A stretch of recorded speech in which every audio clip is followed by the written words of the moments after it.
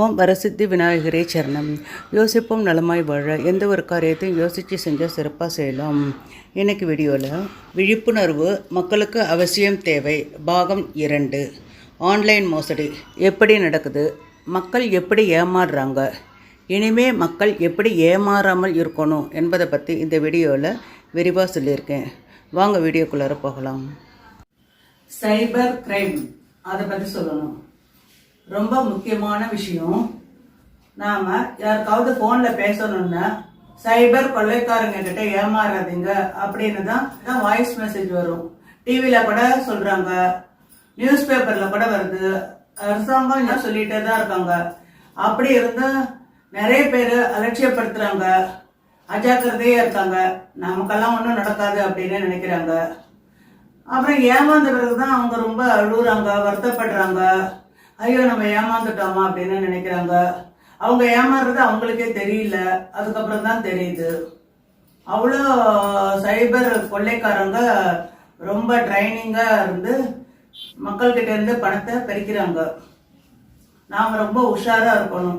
இல்லைன்னா கோடிக்கணக்கில், லட்சக்கணக்கில், பலாயிரக்கணக்கான அமௌண்ட் நம்மளை விட்டு போயிடும். அதனால ஜாக்கிரதையா இருக்கணும்.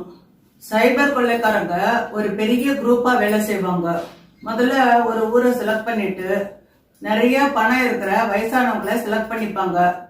அவங்க கிட்ட இருந்து பணத்தை கொள்ளையடிக்கிறதுக்கு ட்ரை பண்ணுவாங்க. முதல்ல ஒருத்தன் போன்ல பேசுவான், அதுவும் வாட்ஸ்அப் கால் செய்வான். அவங்களோட ஆதார் கார்டை யாரோ ரெஃப்யூஸ் பண்ணிட்டாங்க, இதை பத்தி என்னோட பாஸ் சொல்லுவாங்க கேளுங்க அப்படின்னு சொல்லிட்டு அந்த ஆளு சொல்லிட்டு போயிடுவான். அடுத்தது இன்னொரு ஆள் வரும், அதான் ஒரு லேடி வருவா. அவ போலீஸ் ட்ரெஸ் எல்லாம் போட்டுட்டு சேர்ல உக்காந்துட்டு அதிகாரமா பேசுவா. நானு ட்ராயில இருந்து பேசுறேன் அப்படின்னு சொல்லுவா. ட்ராய்னு டெலிகாம் ரெகுலேட்டரி அத்தாரிட்டி ஆஃப் இந்தியான்னு பேரு. உங்க மேல கேஸ் புக் பண்ணிருக்கோம். Court case copy, FIR copy ரெண்டையும் வாட்ஸ்அப்ல அனுப்புறேன்னு சொல்லுவாங்க. வாட்ஸ்அப்ல அனுப்புவாங்க. எல்லாம் டூப்ளிகேட் மெசேஜ், ஃப்ராடு.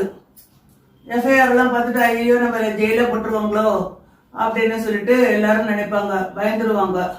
நான் எதுவுமே தப்பு பண்ணலையே அப்படின்னு சொன்ன கூட நீங்க பண்ணலையும் உங்க ஆதார் கார்டை ரெஃப்யூஸ் பண்ணிட்டாங்க, உங்க மேலதான் கேஸ் வந்திருக்கு அப்படின்னு சொல்லுவா. என்னென்னமோ பேசுவா. பேசிட்டு நீங்க பணம் எல்லாம் அனுப்புங்கன்னு சொல்லிட்டு சொல்லுவா. உங்க வீட்டுல யார் யார் இருக்காங்க, உங்க பையன் என்ன பண்றான், உங்க பொண்ணு என்ன பண்றாங்க, பேரன் பையன் என்ன பண்ணுவான், பேத்தி என்ன பண்றா, அந்த மாதிரி எல்லாம் கேட்டுட்டே இருப்பாங்க. அப்புறம் இவங்க எல்லாத்தையுமே சொல்லிடுவாங்க. அவங்க அக்கௌண்ட் நம்பர் சொல்லுங்க, எல்லாம் மிரட்டியே கேட்பா. அவங்க கிட்ட எவ்வளவு பணம் இருக்கு அப்படின்னு கேட்பா. இருக்கிற பணத்தை எல்லாம் அக்கௌண்ட்ல போட்டுருங்க, நான் 2 நாள்ல திருப்பி அனுப்பிடுறேன் அப்படின்னு சொல்லுவா. ஏன்னா எல்லாம் செக் பண்ணணும் அப்படின்பா. எனக்கு செக் பண்றாலும் என்ன பாடம் தெரியாது.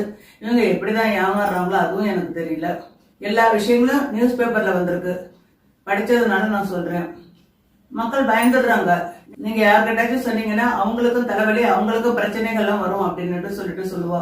நிறைய பயமுறுத்துவா. இவங்களுக்கு ஒண்ணுமே தெரியாது, குழம்பிடுறாங்க. ஆர்டிஜிஎஸ்லன்னு நிறைய பணம், பல லட்சக்கணக்குல, அதனால ஆர்டிஜிஎஸ்ல போட்டுருங்க அப்படின்னு சொல்லுவார். இவங்களும் பயந்துட்டு பேங்குக்கு போய் பணத்தெல்லாம் எடுத்துட்டு வந்து அனுப்பிச்சிடுவாங்க.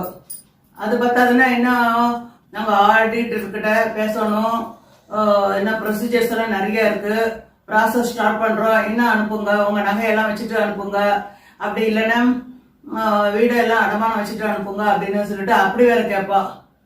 அதுக்குள்ளார உஷாராகலன்னா அந்த பணமும் போயிடும். முக்கால்வாசி பேரு வயசானவங்களே ஏமாறுறாங்க.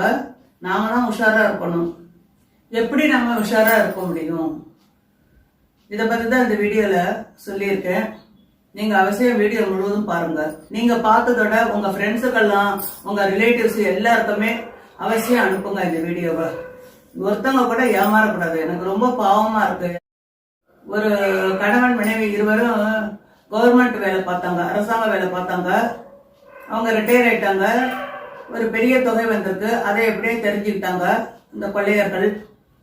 அவங்க கிட்ட வாட்ஸ்அப் கால் தான், எல்லாத்துமே வாட்ஸ்அப் கால் தான் செய்வாங்க. இவங்க 2 பேரும் பல வருஷமா சேர்த்து வச்சுட்டு ஒரு நல்ல வீடு வாங்கலான்னு நினைச்சிட்டு இருந்தாங்க. 1,20,00,000 ரூபாய காலி பண்ணிட்டான் அந்த கொள்ளைக்காரன். லேடி அம்மா ஒருத்தி வருவா, அவ என்னென்னமோ பேசுவா. இவங்க பயந்துட்டு பணத்தை எல்லாம் கொடுத்துட்டாங்க. இன்னும் 2 நாள் கழிச்சு அனுப்புவான்னு சொல்லிட்டு. யாராச்சும் கொடுத்த பணத்தை திருப்பி அனுப்புவாங்களா? தெரியாதவங்களுக்கு 1 ரூபா பணம் கொடுத்தா கூட திருப்பி வர்றது கஷ்டம். அப்படி இருக்கும்போது இவ்வளோ அப்படி பணம் கோடிக்கணக்கில் பணத்தை இழந்துட்டாங்க. எவ்வளோ வருத்தமாக இருக்கும், எவ்வளோ வைத்தறிச்சலாக இருக்கும் அவங்களுக்கு பாவம். அதனால தான் யாரும் ஏமாற வேணாம்னு சொல்கிறேன். இந்த வீடியோவை பார்த்துட்டு உஷாராக இருங்க. அதுக்கு தான் நான் இந்த விழிப்புணர்வு வீடியோ கிரியேட் பண்ணியிருக்கேன். இதை பார்த்த பிறகு ஒருத்தவங்க கூட ஏமாறக்கூடாது. மக்களுக்காக தான் நான் இந்த வீடியோவை கிரியேட் பண்ணியிருக்கேன். தயவுசெய்து ஒருத்தவங்க கூட ஏமாறாதீங்க. நாம ஏமாறாம இருக்கணும்னு என்ன பண்ணணும்? வீடியோ கால் பண்ணாக்க நாம அந்த காலை அட்டன் பண்ணக்கூடாது. எதுவாக இருந்தாலும் ஃபோனில் தானே பேசணும். எதுக்கு வீடியோ கால் பண்ணணும்? அதனால வீடியோ கால் வந்தாலே அட்டன் பண்ணாதீங்க. நம்ம உறவினர்கள் இருந்தாலோ இல்லை நம்ம ஃப்ரெண்ட்ஸ் யாராச்சும் இருந்தாக்கா வேணா அட்டன் பண்ணலாம். தெரியாதவங்க வீடியோ கால் பண்ணாங்கன்னா அட்டன் பண்ணவே பண்ணாதீங்க. அவங்க வாட்ஸ்அப்பில் வீடியோ கால் பண்ணுறாங்க. வேணும்ட்டு அந்த லேடி போலீஸ் ட்ரெஸ்ல உட்காந்துட்டு மிரட்டுவா, அதிகாரமா பேசுவா, அப்படியே பயந்துடுறாங்க மக்கள் எல்லாம். அதுதான் ஒரு காரணம். அதுக்கப்புறம் நகலி எஃப்ஐஆர் அனுப்புறது, நான் ட்ரையல்ல இருந்து பேசுறேன், உங்களை அரெஸ்ட் பண்ற மாதிரி சுப்ரீம் கோர்ட் ஆர்டர் காப்பி ஒன்று, எஃப்ஐஆர் காப்பி ஒன்று வாட்ஸ்அப்பில் டூப்ளிகேட்டு தயார் பண்ணி அனுப்புவாங்க. ஆன்லைனில் யாரையுமே அரெஸ்ட் பண்ண மாட்டாங்க. பணத்தெல்லாம் கொடு அப்படி இப்படின்லாம் யாரும் சொல்ல மாட்டாங்க. ஏதாச்சும் வீட்டுக்கு வருவாங்க, அலுவலகத்துக்கு வருவாங்க, விசாரிப்பாங்க. அதை விட்டுட்டு ஆன்லைன்லயே முன்பின் தெரியாதவங்களை போய் பணத்தை எல்லாம் ஆன்லைன்ல அனுப்புன்னு சொல்ல மாட்டாங்க. சிபிஐ டிபார்ட்மெண்ட்டுக்காரங்க ஆன்லைன்ல பணம் கேட்க மாட்டாங்க. அதனால தெரிஞ்சுக்குங்க. எவ்வளவோ வருஷங்கள் கஷ்டப்பட்டு சம்பாதிச்ச பணத்தை எதுக்கு பறி கொடுக்கணும்? நாம நேர்மையா சம்பாதிச்ச பணம், அதுக்கு எதுக்கு பயப்படணும்? பயப்பட வேண்டிய தேவையே இல்லை. தெரியாதவங்கக்கிட்ட எல்லாம் லட்சக்கணக்கில் எதுக்கு பணம் கொடுக்கணும்? கோடிக்கணக்கில் பணம் கொடுக்கணும்? எல்லாருமே தைரியமா இருங்க. வீடியோ காலே அட்டன் பண்ணக்கூடாது தெரியாதவங்க கிட்ட இருந்து வந்தா. அதுலயே நம்மளுக்கு ப்ராப்ளமே ஏற்படாம இருக்கும். அப்படி சப்போஸ் அட்டன் பண்ணிட்டீங்களா, சரி சரின்னு சொல்லிட்டு கம்மனே இருந்துருங்க. அவங்க என்னமா பேசுறாங்க, யார்கிட்டையும் சொல்லக்கூடாது. யார்கிட்டையும் சொன்னீங்கன்னா உங்களுக்கு கஷ்டம், அவங்களுக்கு கஷ்டம், அது இதுன்னு சொல்லுவாங்க. பேங்க்ல இருந்து பணம் எடுக்கும் போது, டிரா பண்ணும் போது கூட பேங்க் கேஷியர் சொல்லுவாங்க, எதுக்கு இவ்வளவு பணம் எல்லாம் எடுக்கிறீங்கன்னு சொல்லிட்டு. அதுக்கு கொள்ளைக்காரங்களே ஐடியா சொல்லி கொடுக்குறாங்க. வீடு கட்ட போறேன், வீடு வாங்க போறேன், பிளாட் வாங்க போறேன் அப்படின்னு சொல்லுங்க அப்படின்னு சொல்லிட்டு RTGS மூலமா இந்த அக்கௌண்ட்டுக்கு பணம் அனுப்புங்க அப்படின்னு சொல்லிட்டு கொள்ளைக்காரங்க சொல்லுவாங்க. ஏன்னா RTGS மூலமாக பணம் அனுப்பினாக்கா நிறைய லட்சக்கணக்கில் பணம் அனுப்பலாம். சுலபமாக சீக்கிரமாக கொள்ளைக்காரங்களுக்கு உடனே பணம் வந்து சேர்ந்துடும். அதுக்காக தான் அந்த கொள்ளைக்காரங்க அப்படி சொல்கிறாங்க. எவ்வளவு வைத்தறிச்சலான விஷயம். எல்லாரும் அழுகுறாங்க. தயவுசெய்து யாருமே ஏமாற வேணும். சைபர் குற்றவாளிகள் நிறைய பேர் இருக்காங்க. டெக்னாலஜி பெருகிடுச்சு, எப்படி எப்படி சம்பாதிக்கலாம்னு பாக்குறாங்க. இது ஒரு வழி மெத்தட். அவங்க இந்த மாதிரி கொள்ளையடிக்கிறது.